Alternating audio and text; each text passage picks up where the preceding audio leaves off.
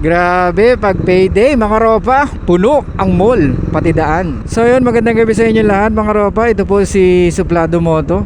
Baka hindi nyo pa ako kilala. Bahala kayo sa buhay. Sa mga nagre-request na mag-podcast na daw tayo, mga ropa, gusto naman natin. Wait lang tayo mga ropa. Darating tayo dyan sa mga gusto mag-podcast tayo. Gusto ko nga mag-live para at least masagot ko yung mga tanong nyo, diba? Nang right away, na hindi na kayo maghihintay. Kung kayo naiinip kayo, sagutin ko yung tanong nyo. Ako rin. Kasi i-edit ko pa, diba? Saka mas maganda nga on the spot para fresh na fresh. Para makita natin kung talagang may galing tayo pagdating sa live.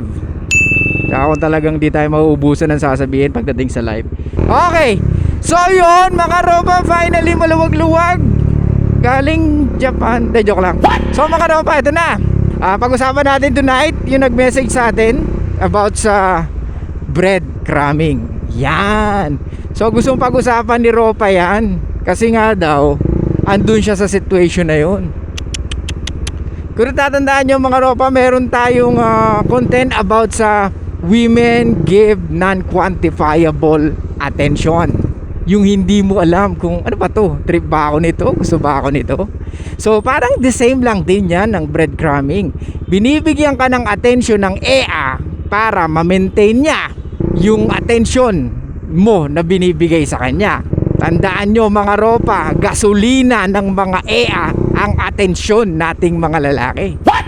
Gets? Kaya lagi nyong tandaan, napakahalaga ng atensyon natin sa mga babae.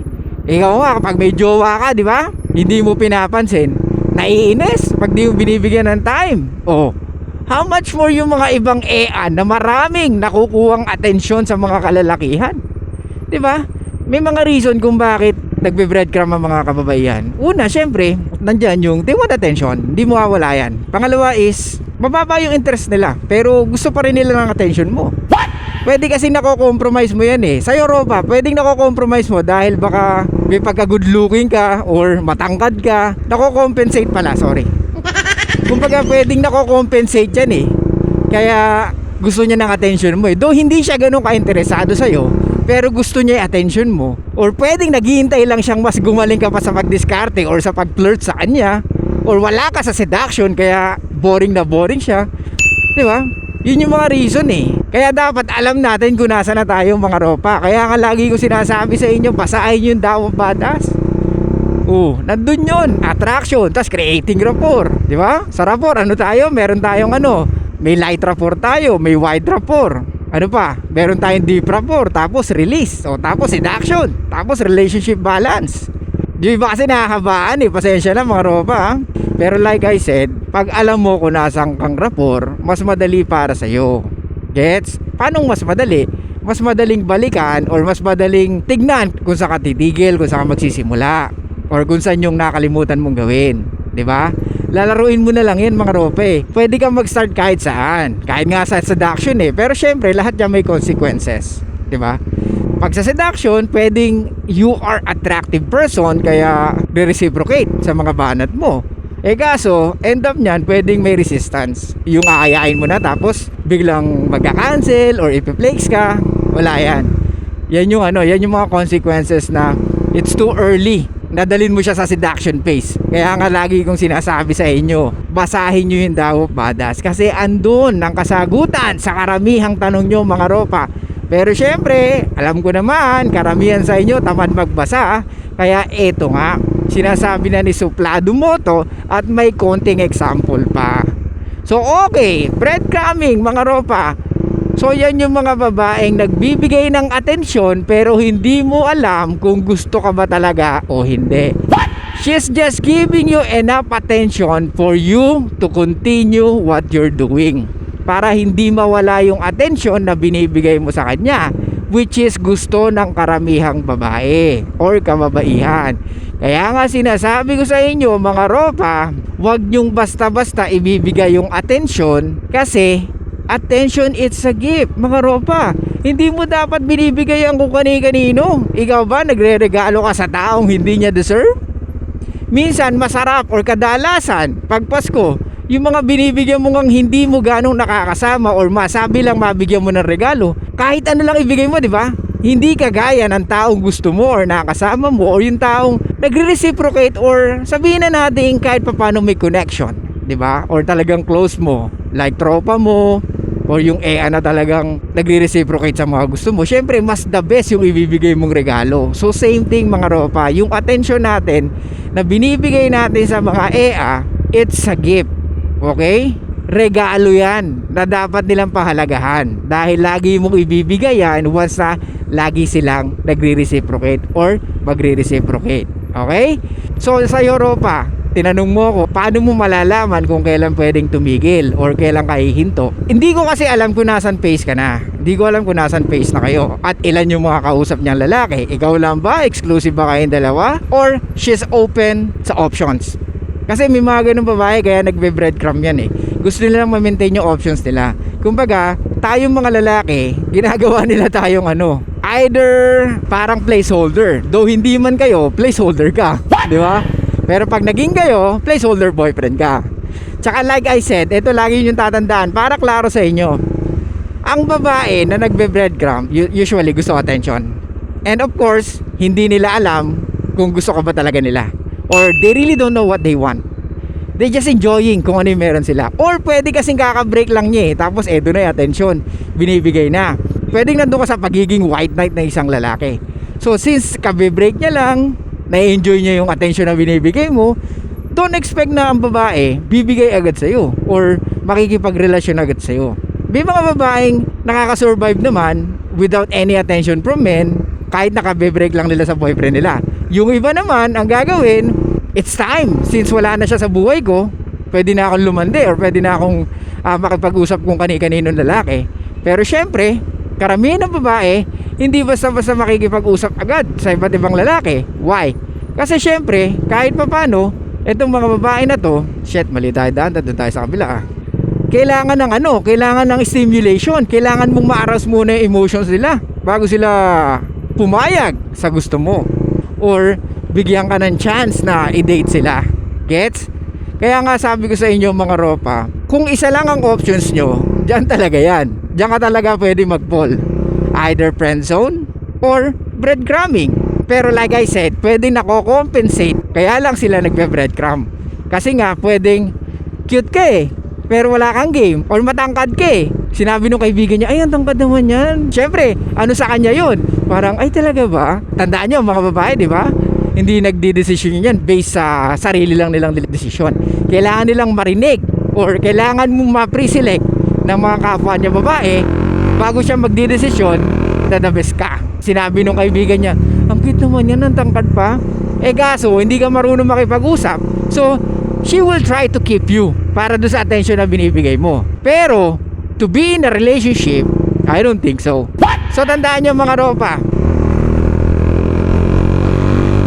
hindi pwede na lagi mong bibigyan ng atensyon yung mga ganyang kasi nga mawibili yan at makikita lang nila na wala ka rin boundaries at hindi mo talaga alam din kung anong gusto mo.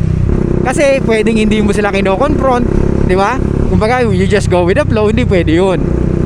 Pwede kasing example, ganito, since hindi mo alam kung interesado sa yung babae, pwede mo sabihin na usually pag breadcrumbing, yan yung mga matatagal mag-reply or pag inaaya mo, cancel ng cancel, oo, tas biglang ka-cancel. Siyempre may emotional kumbaga roller coaster.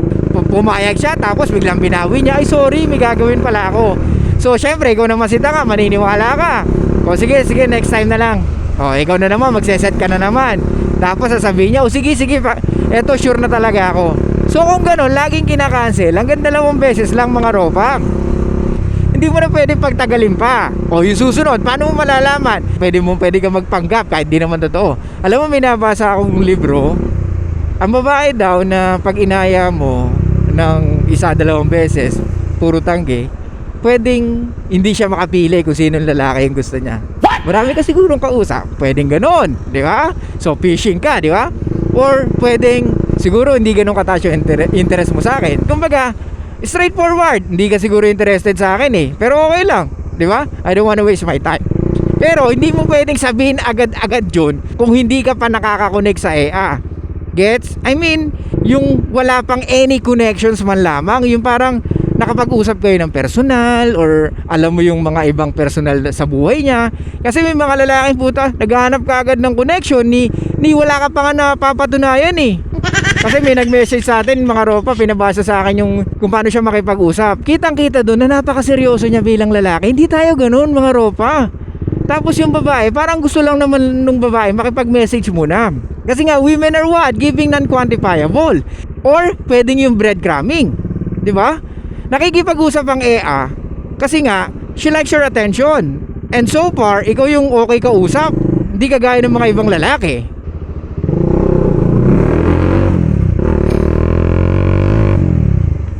So sa Europa, since nandiyan ka sa sitwasyon na yan, kailangan mo siya i-confront. Okay? Or pwede mong gawin yung sinabi ko. May nabasa ako na pag ang babae daw inaayaw mo makipagkita ng ilang beses pero puro tanggi, pwede daw nahihirapan siyang mamili or meron siya talagang ibang lalaking napupusuan. Pwede yun. You can be straightforward like that. Or pwedeng siguro mababa yung interest mo sa akin. Pwedeng gano'n pag sinabi niyang oo, or pwedeng hindi siya makasagot, or pwedeng sabihin niya, ay, akala ko kasi, ito na, papasok na yung plausible deniability. Ay, hindi ko naman alam na gusto mo pala makipag-date sa akin. Akala ko kasi wala lang to. Kumbaga, you just want to make friends with me. Do you think I want to make friends with a girl? No fucking way. Most men want to smash. But before we do that, of course, gusto ko muna magkakilala tayo. And I want to know kung pwede ka pang relationship. Hindi ako naniniwala na ang lalaki at babae pwede maging magkaibigan. Kasi kung magiging magkaibigan ang babae at lalaki, hindi ko nakikita na mayroong benefits ang isang lalaki na maging kaibigan ng isang babae. Pag sinabi nyo, grabe ka naman, paano mo naman nasabi? Okay, ano yung pwede mong kayang gawin sa akin na hindi kayang gawin ng mga tropa kong lalaki? For sure, wala na siya isasagot. Ang tanging kaya niya lang ibigay sa'yo is to open her legs or BJ. Di ba? Ang babaw mo naman? Well, hindi mababaw yun. We as a men, alam natin kadalasan gusto natin sa mga EA. Di ba? Yung relationship, ibibigay lang natin yon pag nagre-reciprocate na siya or pag nagre-reciprocate siya base sa gusto natin mangyari. Gets? Ganun tayo. At pag nalaman natin na karapat-dapat siya, doon lang natin ibibigay yung relationship na gusto niya. Kaya mga ropa, stop being masyado naman kayong politically correct eh. Minsan umaabot pa tayo sa Biblia. Yes, I know. Iba yung paniniwala natin bawat isa. Pero hindi nyo naman pwedeng i-invalidate yung sinasabi naming mga kalalakihan. Wala namang masama kung meron kayo ibang paniniwala. Pero let's be fucking open sa mga bagay-bagay. Gets?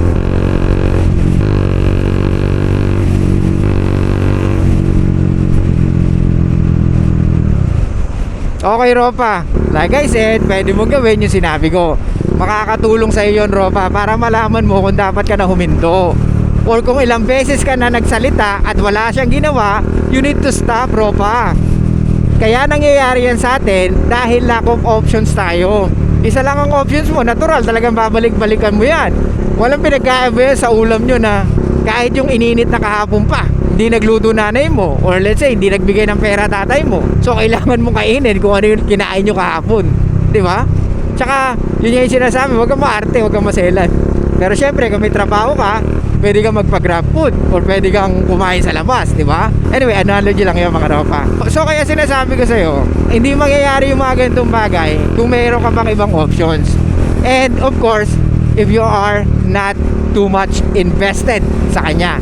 Kaya pwedeng ganyan yung nararamdaman mo or pwedeng ganyan yung nangyayari sa'yo, it's because you are invested sa kanya na kesa na dapat mas invested siya. Gets? Kaya mga ropa, bigyan nyo lang na kahit 2 aya lang. And of course, nasa sa inyo naman yan kung gusto nyo gawin 3 aya, 4 na aya, pag ayaw pa rin, tsaka lang kayo lulubay. May kanya-kanya naman situation kung bakit nangyayari na tumatanggi sila. Pero para sa akin, okay na yung 2. At pwede mo sabihin sa kanya yun. Or pwedeng umalis ka na, di ba? Or nagbigay ka ng ultimatum, maganda 2 aya lang ako eh. Since ayaw mo, I totally understand. Tapos, alisin mo na, wala ka nang ibang gagawin. Ikat mo na yung conversation nyo. Huwag ka na mag-reach out. Tapos tignan mo kung magre-reach out siya. Tapos pag nag-reach out siya, tapos siya yung nagbigay ng counter offer na sige ganito na lang, labas na lang tayo sa ganitong araw, I'm free. O di pwede, di ba? So pwede mo siyang bigyan ng another chance pag nag-counter offer siya. Pero let's say lumipas ang 2 linggo, 3 linggo at isang buwan, hindi siya nag-counter offer o hindi siya nag-offer ng kahit ano sa'yo na magkita kayo, ibig sabihin attention lang talaga yung gusto niya sa'yo. Okay? Kaya mga ropa, uulitin ko, tigilan nyo na kung nasa ganyan kayong situation. Kasi ang babae may plausible deniability or giving non-quantifiable attention para at least maka-escape sila right away or hindi sila ma-feel guilt doon sa binibigay mong attention sa kanila na gusto nila naman talaga free attention lang. Okay? Kasi iba, syempre yung mga karamihan babae nakukonsensya rin yan na ano ba to? Lagi ako inaatid, tapos madalas pa kami kumain, tapos madalas ko pa ka-message. Pero honestly, hindi talaga ako interested sa kanya or wala talaga akong nafe-feel na any sexual tension sa kanya. So, pag ganun, syempre ang babae, alam niyo naman, para play safe, para hindi kayo ma-feel bad, and syempre takot sila dahil lalaki tayo, ang ginagawa talaga nila is ganun lang na hindi sila magre-reply or hindi na sila magpaparamdam. Kaya mga ropa, kung alam nyo kung nasaan kayo sitwasyon, alam nyo na dapat yung gagawin nyo, di ba? So sa'yo ropa, para sa akin, ititigil ko na yan. Kumbaga, bigyan mo naman ng konting pride yung sarili mo. Huwag mo naman masyadong pakita na siya lang yung options mo. Kaya minsan, or kadalasan, nawawala ng interest sa atin ng EA kasi nakikita na nila na kung ano yung mapipil nila or kung ano yung gagawin mo sa relationship nyo once na pumayag siyang makipagrelasyon sa'yo or once na pumayag na siya makipag-date sa'yo. Alam niya na yung pwedeng mangyari na parang hindi siya ma-feel safe emotionally. Eh ang babae pa naman gusto ma-feel safe palagi or they want to feel comfortable bago sila lumabas kasama ang lalaki. Okay? So yun lang guys, thank you so much. Sana may natutunan kayo. I'll see you guys next time. Show love, peace out, and be fucking mysterious.